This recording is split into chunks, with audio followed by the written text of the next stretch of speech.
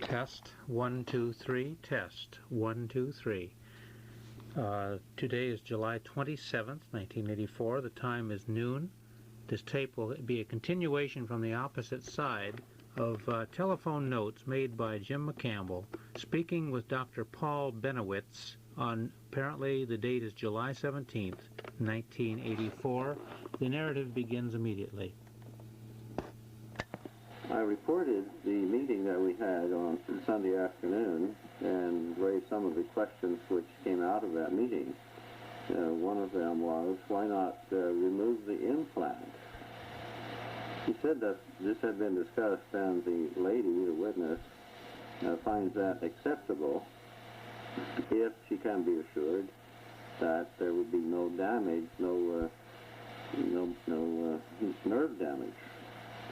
He then went into great detail, which exceeds my knowledge of anatomy, in describing the location of the implants.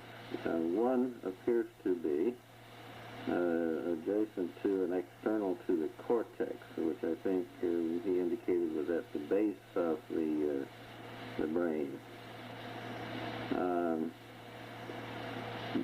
The connection, or the image here in the CAT scan, is of a very small helix, like it is joining two major nerves near the spinal column.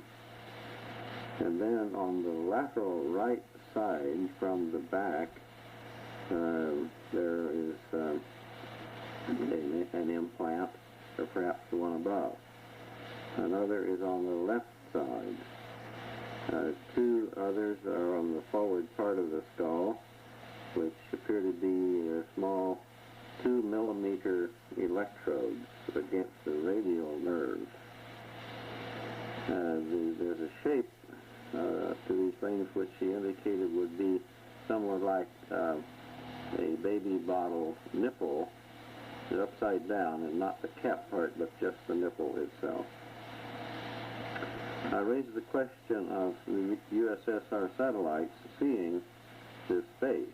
He acknowledges that, and also that ours can certainly see it.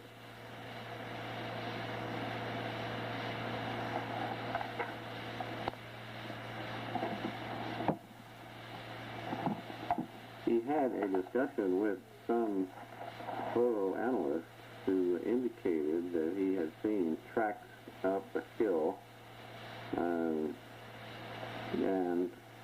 a launch location that was definitely not a rock, but some kind of artificial construction. On the hazard of entering the area, I asked about that. He said that there was a risk if one went in on foot, that if a person tried to do that, it's likely that the people would whack them. But he thinks that in a helicopter it would be safe, and what he wants to do is to do additional aerial surveillance, and then go in with a group. The larger number of people, the better. A highway patrolman friend of his is willing to go in at any time. He says one can't act on an impulse. You have to plan out a program. He said 4 times he had near encounters, and one was with this Major Edwards.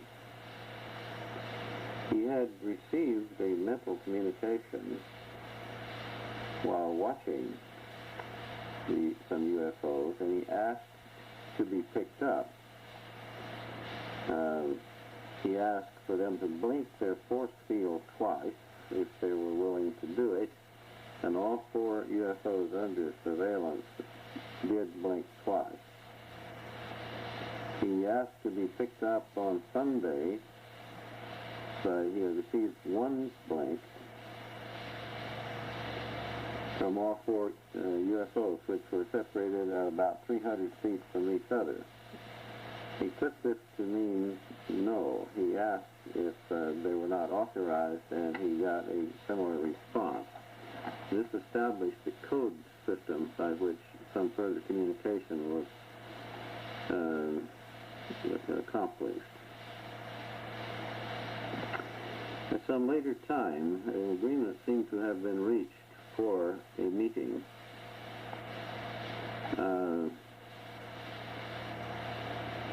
He was on his roof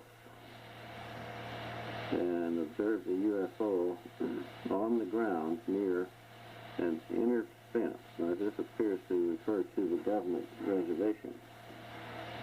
And agreement seems to have been reached to meet at the northeast corner of the inner compound. Major Edwards picked him up, and then they went to this meeting place.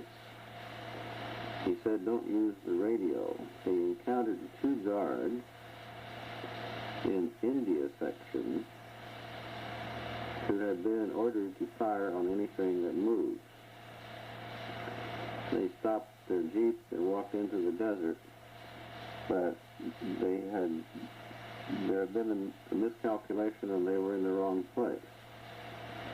On 3 other occasions, some property he owns, that's 95 acres, the UFOs came within 400 yards of him during daylight. Apparently both he and the aliens chickened out on a definite meeting.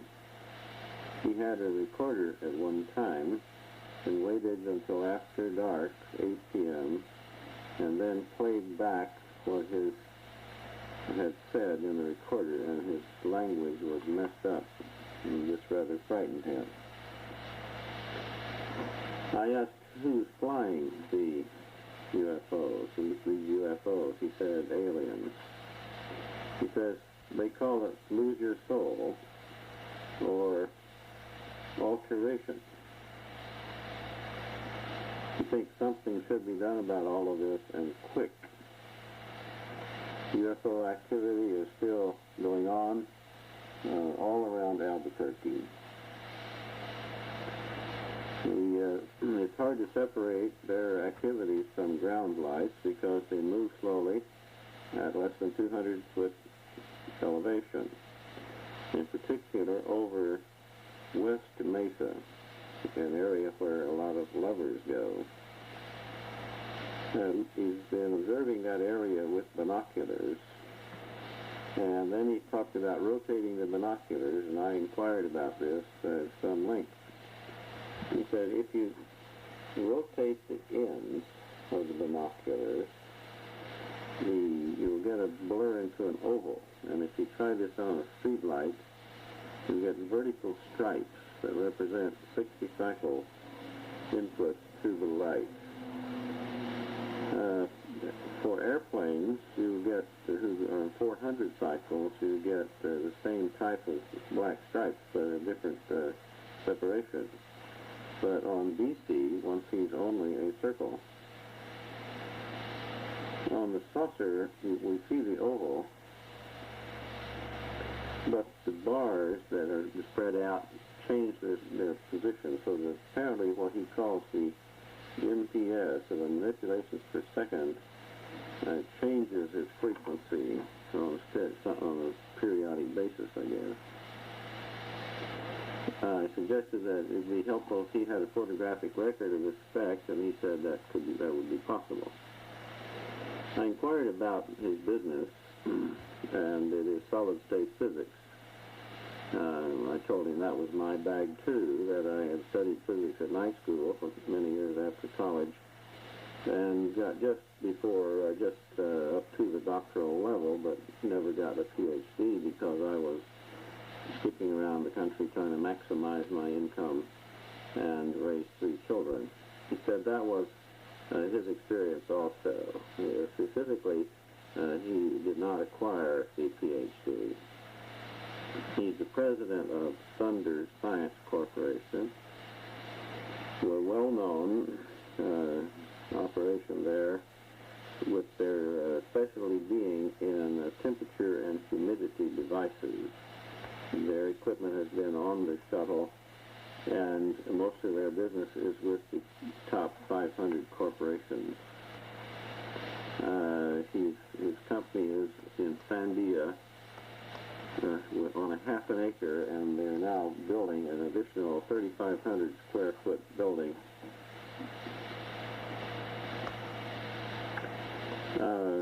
There is another organization called the Bennewitz Laboratory, which is the research arm of the Thunder Science Corporation, owned 90% by the latter and operated by his three sons. They have invented a hearing device.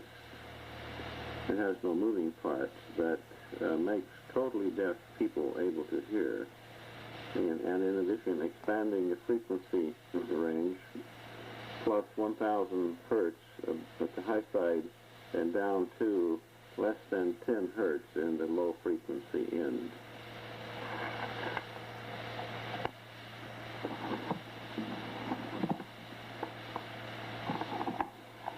He said that he got involved in all of this merely as a hobby, and then it became an obsession, and he simply wanted to know what was going on and to develop instrumentations to measure data and so forth.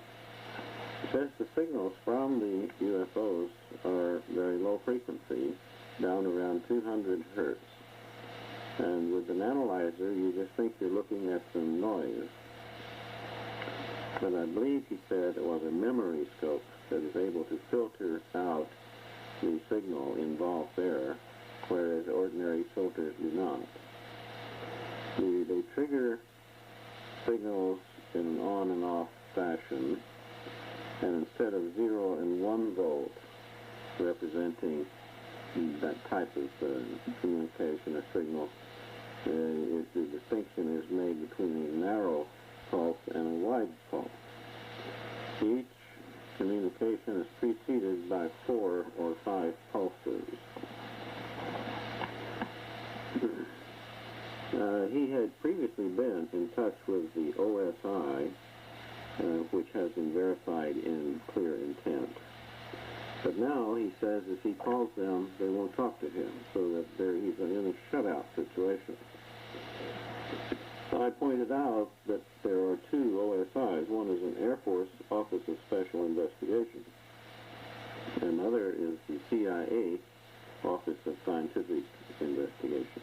He assured me that it was not the CIA group.